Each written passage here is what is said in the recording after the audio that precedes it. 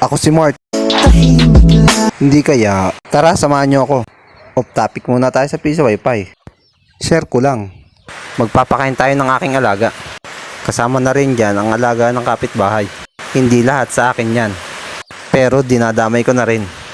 Sabi nga nila, share your blessing. Kaya yung mga alaga ko lalo pang dumadami. Marami din mga sisiw. Ayan ang aking mga alaga. 3 inahin at mga sisiw. Kaya patuloy ko silang inaalagaan. Morning routine ko na yan ang magpatuka ng manok. Lalo na pag schedule ko alas 8. Pero madalang naman mag alas 6. Pag alas 6 ako, hindi ko na sila naasikaso. Kaya minsan diet muna. Nakakatuwa din naman. Dati ayaw nila ng patuka. Ngayon nag-uunahan na sila. Kaya nakakatuwang isipin na lalo pa silang nadami. Ang ginagawa ko palang patuka ay Bio 2, concentrate at itlog na shell at betrasin na pang vitamins. Pinaghalo-halo ko sa lalagyan. Siyempre di mawawala ang tubig dyan. Sa palagay ko naman na sasarapan sila dahil nag-uunahan na lagi sila eh. Noong nakaraang buwan, nagkatay nga pala kami ng isang tandang.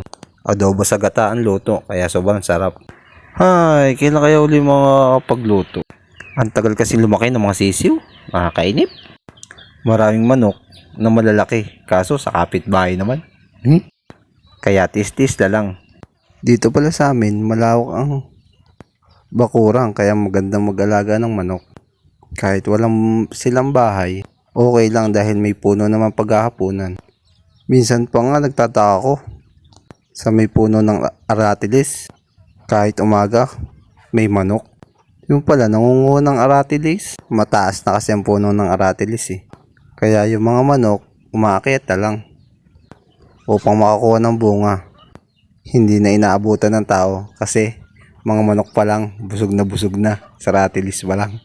Kaya masasabi mo talaga ang mga manok, native na native. Bigla ako napaisip.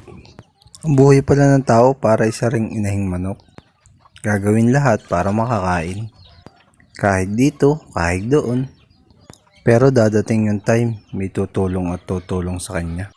At magbibigay ng pangangailangan niya para makakain siya. Kasi may taong nag-aalaga sa kanya. Para naman sa buhay natin. Para tayo makakain, kailangan natin magtrabaho. Pero dadating din sa time na talaga tayo kinakapos. Pero kung ikinakakilala na sa Panginoong Hesus, alam mo at tiyak mong may tutulong sa'yo. May magbibigay ng pangangailangan. Basta sumunod ka lang sa kagustuhan niya at may pagpapalang maibibigay sa'yo. Hanggang dito na lang po ang aking video. Sana po nasiyahan kayo. Thank you po. God bless.